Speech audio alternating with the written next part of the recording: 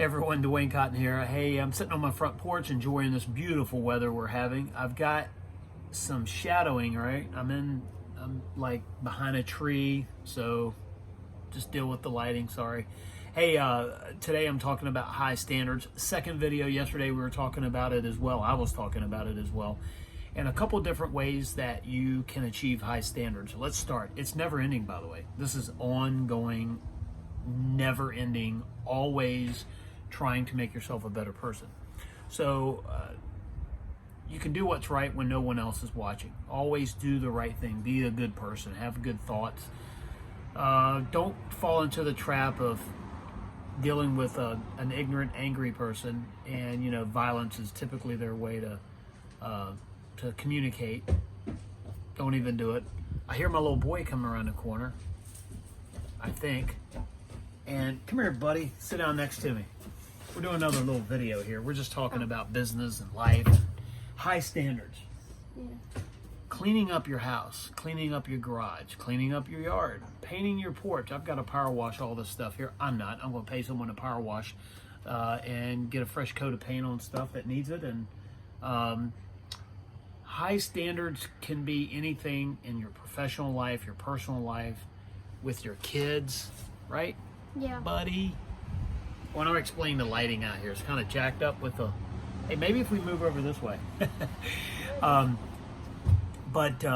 Look, cleaning up your house, cleaning up your yard, clean up your garage, clean up your language, doing what's right, trying to help someone out. Even if you help someone and they don't know who helped them, like you brought someone's elderly or they have some maybe recent surgery and you decide to put their trash cans up at their house if you know them.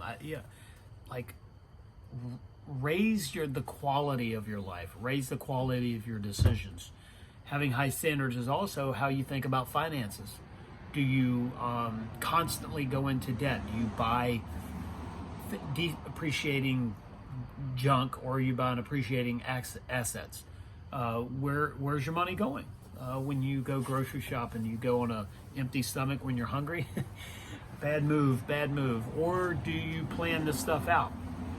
Now, I'm not a big budgeter myself, but I do see how some people need to have a budget to make sure that they don't overspend. Mr. Gavin here, he needs to have a budget. He actually went and got his ankle x-ray. What'd they say to it, by the way? Nothing too personal, because we're sharing this with the world, Gavin, but what's up? Can you play soccer? I don't think yet. Not yet? Okay. They said, and I just took the x-ray. You did? Like 30 minutes ago. So they haven't read it? No, they haven't got the results yet. So Gavin sprained his ankle, and one of the things that, having a family was one of the best ways that I could personally tell you raising my standards, because when I was a single guy, I didn't get any trouble or anything. I don't know. Bored? Oh, yeah, bored and hung out with some losers. That was a little tip. But, so when I got married, I'm blessed with this family. Little man right here, my two daughters. You could say I started raising my standards by default because I had to. But in my case, I did it because I wanted to. I want to be that dad that Gavin looks at one day and says, "Hey man, I'm so happy that you're my dad and you always look after me." And I hopefully we have that relationship. I think we do. My nose is just stuffy because of pollen. Pollen. I was just saying, actually, I just said that in the video. So, look, kind of a random video here. Again, I said the next video was going to be intense. We're going to go through. I am going to do probably a screen share video where we can go through the content of, okay, if you want to raise your standards, what does that mean? What are the 10 things that you can do this week? And that'll be the video I do. We'll do the 10 bullet points, because I'm kind of just rambling on about the things, but it's as it comes to me. And I'm telling you, don't overthink this. Be a better person. Work harder. Watch your finances. Plan for the future. Change your language. Part of your standards is how you talk to yourself, or how do you think.